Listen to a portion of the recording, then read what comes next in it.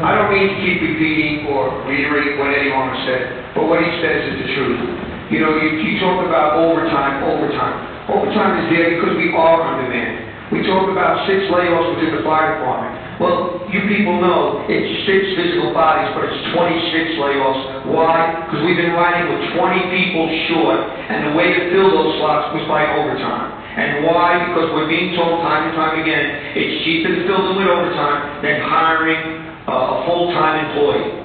This is constantly being done. You know, you people being told by the mayor, oh, we're getting 6 layoffs in the department and reductions. They're not reductions. They're shutting down the Fire Prevention Bureau. The Fire Prevention Bureau is out there doing inspections on multiple dwellings. When a citizen of the office says, I think we have fire violations in here, can you come out to inspect? And you talk about the SFC project. Well, how the hell are you going to get it off the ground when the permits cannot be even granted or inspections to get the work started? I'll tell you what, I'll be surprised if that project gets off the ground when you have no departments like the police and fire and DPW to do the work and do the inspectional work that has to be done to get these projects off the ground. You're shutting down a safety division. You're shutting down special operations, a hazmat unit that responds to nuclear and biological and chemical warfare within the city. You're shutting it down. It's not being reduced. It's being shut down. You're shutting down a firehouse. I just got orders today from the commissioner and got told what truck company is going to be closed. Yes, the mayor did say he's not closing a firehouse. That is true. But he's shutting down a rig in the neighborhood. And that happens to be, and it's going to reflect the Fort Field area. In Station 12, they're taking a truck out of there. The response times are going to rise. When response times rise, it affects the quality of life to the citizens of this city. I know I told you guys time and time again, and you did hear me. But you know what? Don't point to the unions now and say, we now have to open up our contract and we have to renegotiate. We negotiated in good faith well back when we made these contracts, and that's where I will stand as the president of firefighters on my contract. Thank you.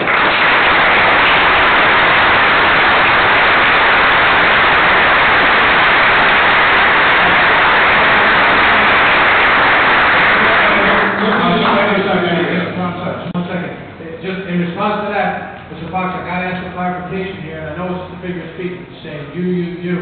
This city council is not cutting anything. City council has absolutely no say in what's going on here. We're trying to come up with suggestions. That's correct. That's correct. I just, for the public too who's watching, I don't want it to be out there that the city council is making these cuts because it's just not. No, these cuts are being made because that's what the administration, the mayor's office has said, and I'll clarify that right now. Just to give you an example, some of our units have been decimated. We have no plainclothes police officers on the east side of the city, and half the plainclothes police officers on the west side of the city have been taken away. Now we're talking about 11 layoffs. These units have been decimated, and these people put back in the precincts to try to curtail overtime. So you put these people back, and now you're going to lay off 11 of them. Do you know what that does? That's 11 holes. You just put people back in, and now you're going to lay off 11, so now you got 11 holes. And guess how you're going to fill those 11 holes? Tell me how that makes sense. I disagree with you, Ed. We're just trying to figure out ways to...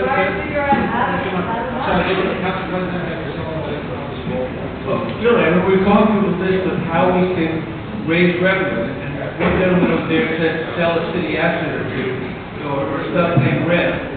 That's another way to cut expenses. But really, we're all used to it. I mean, there's cutting services. Nobody wants to cut services. Whether it's, we don't want to pit one department against another. We don't want to pit one neighborhood against another. We don't want to pit one community against another. But we're stuck here. We don't have enough money to pay our bills. So, where do we go? I almost feel like we're the bad guys here. When we actually got together and said we can't allow this to happen, we found out about these cuts maybe an hour or two before you guys found out about it. We had no clue. We were not in the process. We're sitting here in the back talking about how are we going to save these jobs. We may not have the right recommendations or the right suggestions on how to do it, but what we do know is we can cut our own budget. And what we could have done has to offer. We are trying to help you out, but we need your help. And maybe we're not asking you to reopen your contract.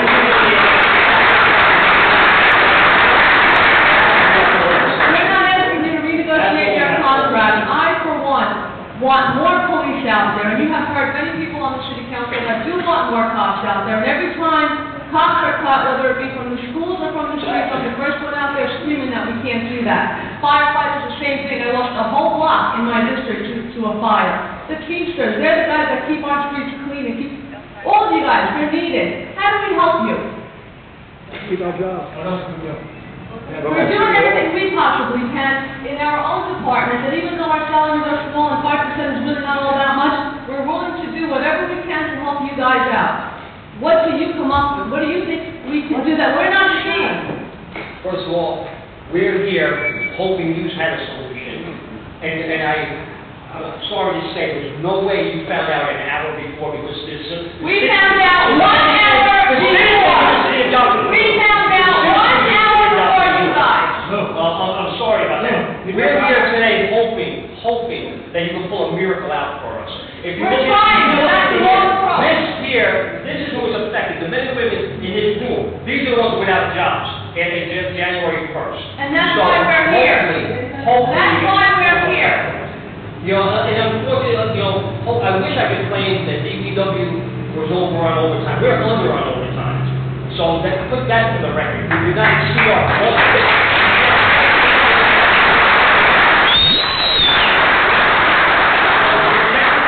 double your man, and like Eddie and Mr. Fox said, it is only for the fact that they're understaffed, as is the DPW. Our numbers have shrunk every year.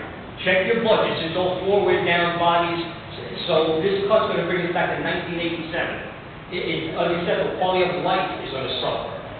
We're out here today looking for hope.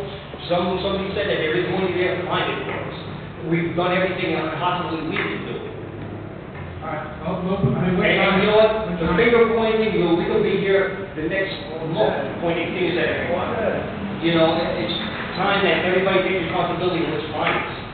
I don't know who will point fingers.